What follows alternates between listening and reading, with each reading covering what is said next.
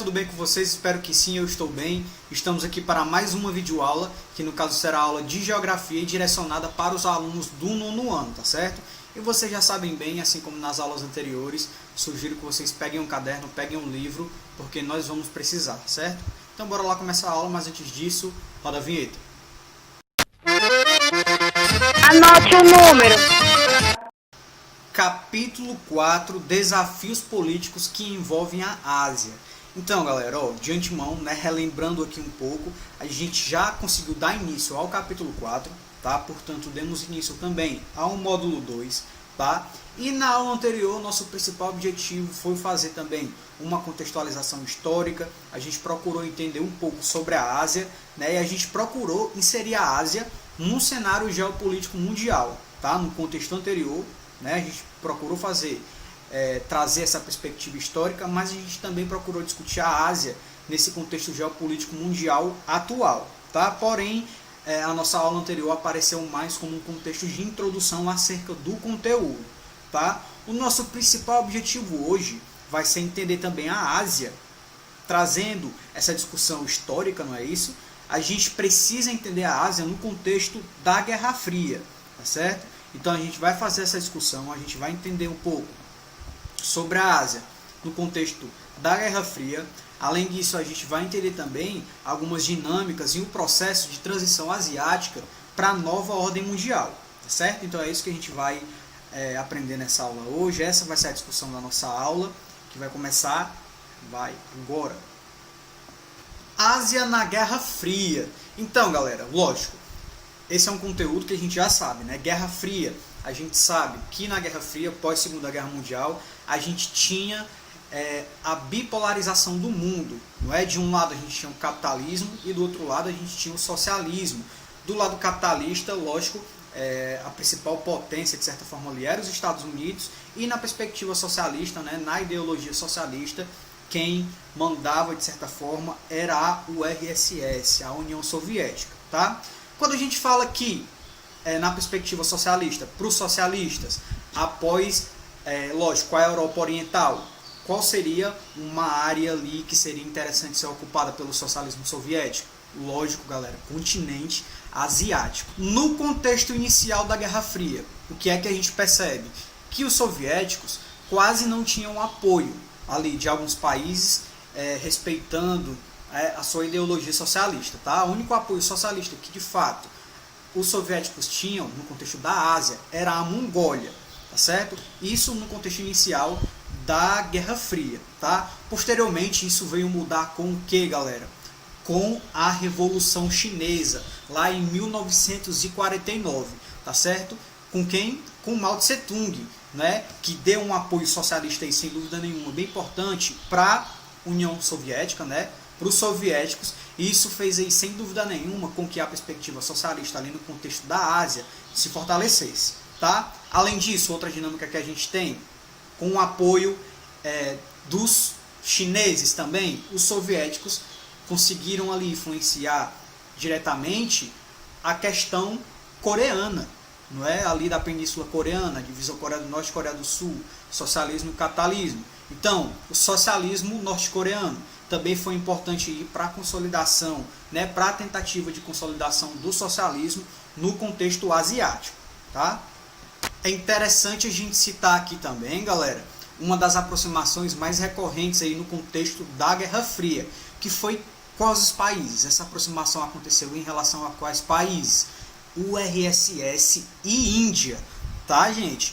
O que a gente percebe era que a Índia ela mantinha relações ali com Moscou principalmente, mas mantinha algumas relações com Washington também, tá? Mas principalmente a Índia mantinha relações principalmente com Moscou, tá? Ali no contexto da URSS principalmente.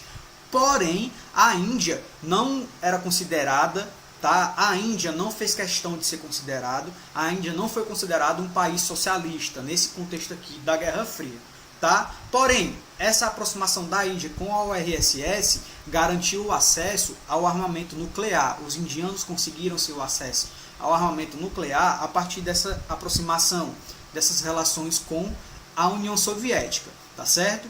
O principal objetivo da Índia. Nesse contexto aqui, era se tornar a principal potência e de certa forma se tornou ali a principal potência num bloco que a gente chama de não alinhados, tá certo? Quando a gente fala do bloco ali não alinhado, a gente fala dos países que não se assumiam nem socialistas e nem capitalistas, tá? Eles não queriam se inserir no contexto de bipolaridade, tá certo? Queriam se manter neutros ali, tá? Então a Índia foi um desses principais países, desses países não alinhados, tá?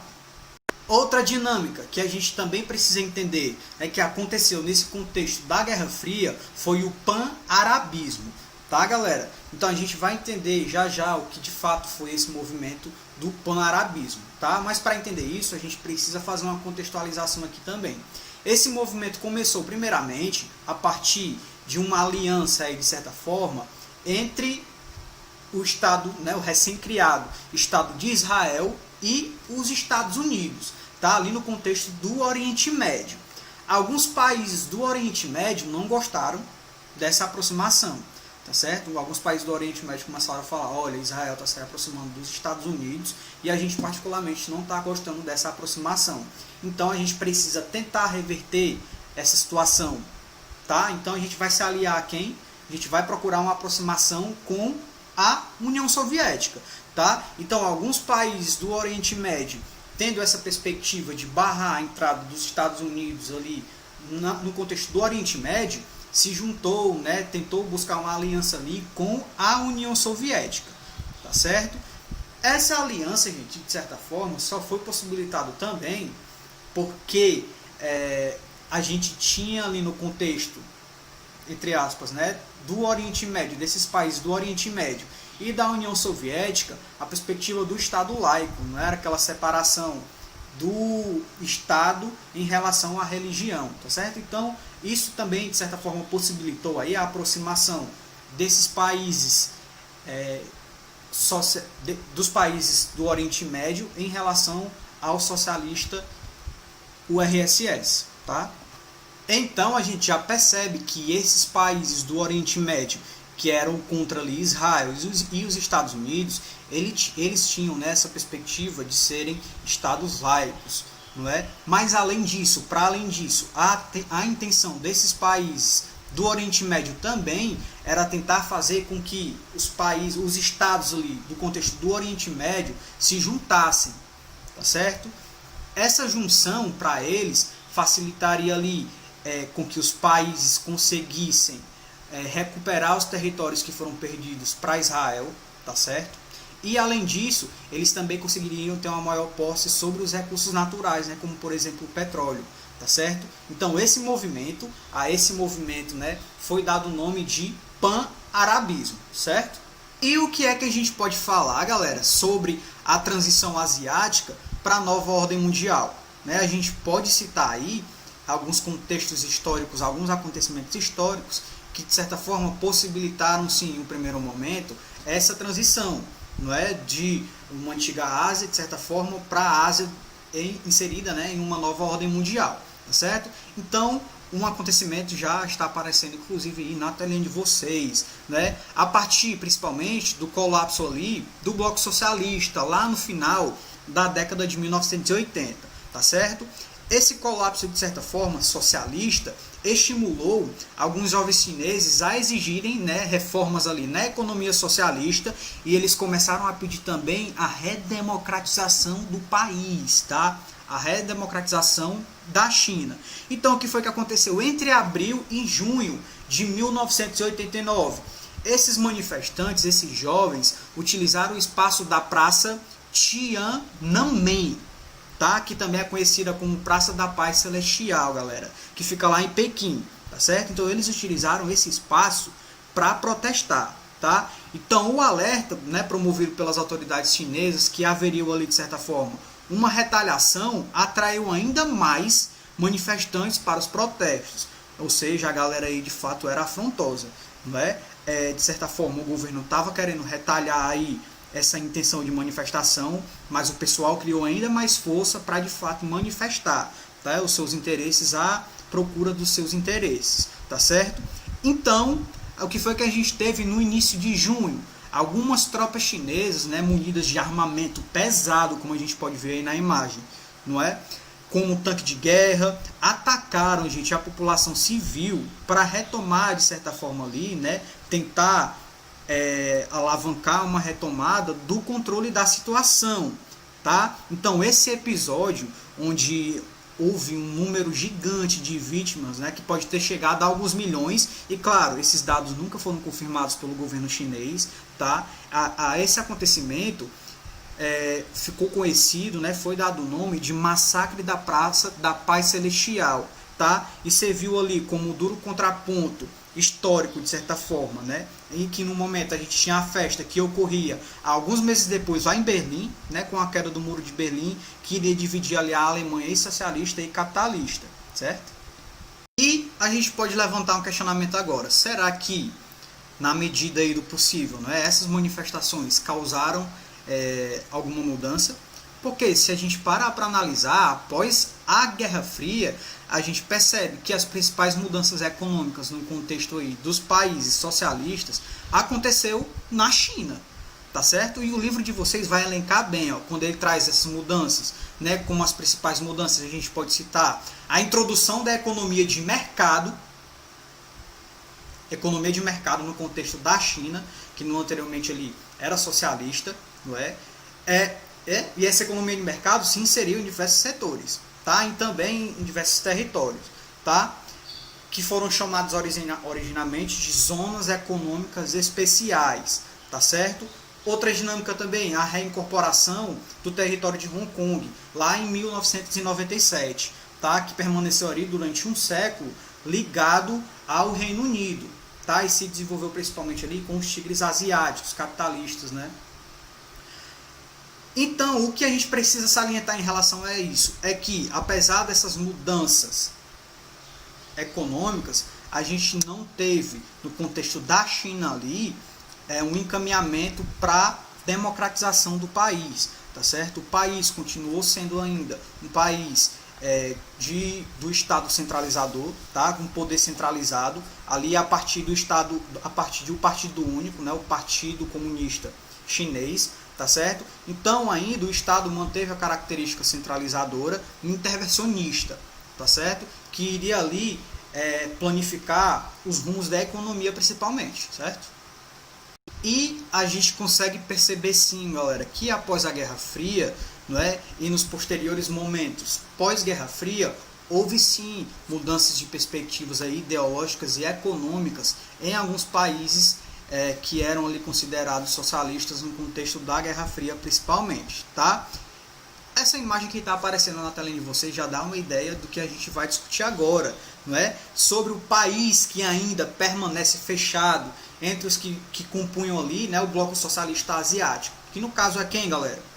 Coreia do Norte, tá certo? Então, gente, em relação à situação da Coreia do Norte, o que é que a gente pode falar? A Coreia do Norte, sem dúvida nenhuma, é um reflexo de que as tensões da Guerra Fria ainda não foram totalmente superadas, né?